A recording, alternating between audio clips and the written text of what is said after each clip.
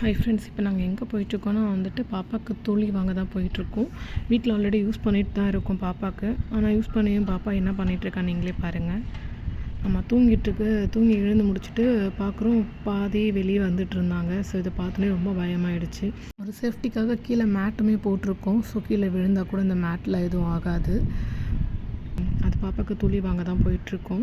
So போகிற வழியில் அங்கே ஃபுல்லாக க்ரௌடாக இருந்தது. என்ன க்ரௌடாக இருந்ததுன்னு சொல்லிட்டு அங்கே வெயிட் பண்ணி பார்த்துருந்தோம்.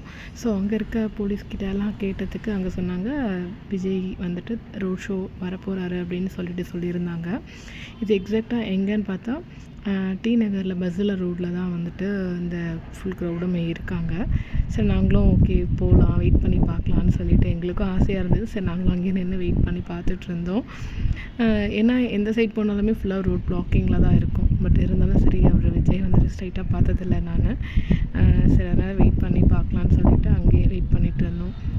நாங்கள் போனதுலேருந்து சவுண்டை கொடுத்துட்டே இருந்தாங்க. சரி வந்துட்டாங்கன்னு சொல்லிட்டு நாங்களும் வெயிட் பண்ணிகிட்டு இருந்தோம். வந்துட்டாங்கன்னு சொல்லிட்டு எல்லாம் வைப்பாக கத்திகிட்டு இருந்தாங்க. நீங்களும் அந்த சவுண்டை கேளுங்க. நான் வந்து சவுண்டை வந்து அன்மியூட் பண்ணுறேன். கேமரா தான் வருது. நாங்கள் வந்துட்டு பார்க்க போகிறோம். இங்கே கரெக்டாக தான் கேமரா பிடிச்சிட்டு வராங்க இல்லைங்களா? ஸோ அதுக்கு பின்னாடி தான் வந்துட்டு அவர் வந்துட்டுருக்காரு. ரொம்ப நேரில் பார்க்குறதுக்கே ரொம்ப ஹாப்பியாக இருந்தது. அவர் பார்க்குறது ஒரு பக்கம் இருந்தாலும் க்ரௌடெல்லாம் எவ்வளோ க்ரௌடாக இருந்தது. ஃபுல்லாக வந்து செம்ம க்ரௌடுங்க. பார்க்கும் போதே வந்துட்டு ஹாப்பியாக ஆகிடுச்சு. ஸோ அங்கே நின்றுட்டுருக்கும் போது தான் அந்த ஒரு எல்லா ஃபேன்ஸ்லாம் கத்த இன்னும் நல்லா வைபாக இருந்துச்சு. உண்மையாக ரொம்ப இவ்வளோ நாள் வந்து ஸ்க்ரீனில் ஒரு பிக் ஸ்க்ரீனில் பார்த்துட்டு இப்போது ஸ்ட்ரைட்டாக அந்த பர்சனை பார்க்குறப்ப ஒரு ஹாப்பியாக இருந்தது பாருங்கள். உண்மையாக அது சொல்ல முடியல, செம்ம ஹாப்பியாக இருந்தது. ஸோ அதுக்கப்புறம் அங்கே நாங்கள் வீடியோ எடுத்துகிட்டு வந்து டக்குன்னு என்னால் வீடியோ கேப்சர் பண்ண முடியல. ஏன்னா ஃபுல்லாக க்ரௌடு வந்துட்டு அங்கேருந்து வந்து கிளம்ப ஆரம்பிச்சிச்சு. கரெக்டாக வரவும் வேன் கூடவே வந்து ஃபுல்லாக க்ரௌடு அப்படியே செம்ம க்ரௌடாக அடிச்சுட்டு வந்துட்டு இருந்தாங்க. ஸோ எங்களுக்கு பயம் வந்துருச்சு. மேலே இடிச்சுட்டு தள்ளிட்டு போயிட்டே இருந்தாங்க. அதனால் ஃபோன் ஆஃப் பண்ணிவிட்டு அங்கேருந்து நாங்கள் கிளம்பிட்டோம். ப்ளஸ் அங்கேருந்து ரோட் கிளியர் பண்ண ஆரம்பிச்சிட்டாங்க. நாங்கள் வர வழியில் ஃபுல்லாக வந்து பார்த்தா கொஞ்சம் டிராஃபிக் ஹெவியாக இல்லை, எல்லாம் வந்து ஏன்னா ரோடு சூப்பராக கிளியர் பண்ணி விட்டுட்டாங்க. ஸோ நான் அதுக்கப்புறம் அங்கேருந்து கிளம்பிட்டோம்.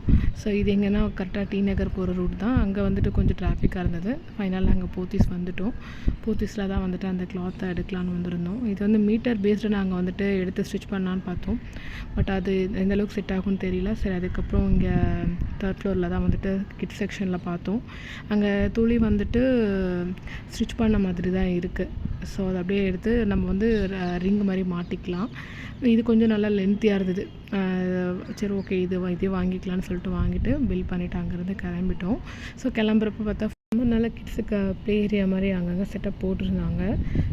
அவ்வளோதான் ஃப்ரெண்ட்ஸ், இன்றைக்கி வ்ளாக் அவ்வளோ தான். இன்னொரு வ்ளாகில் பார்க்கலாம்.